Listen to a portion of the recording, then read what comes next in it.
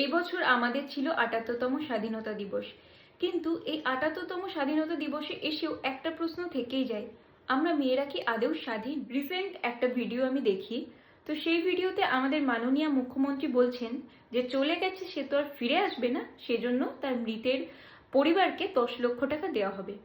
আমি শুধু এটাই বলতে চাই, একজন রাজ্যের মুখ্যমন্ত্রী মেয়ে হয়েও সেই রাজ্যের মেয়েরা সেফ না।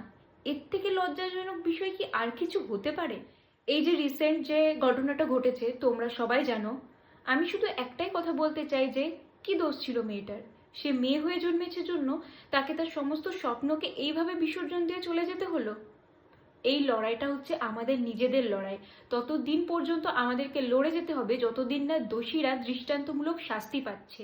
এবছর মহালয়ার আগেই চাই যেন অসুর দমন হোক। We want justice.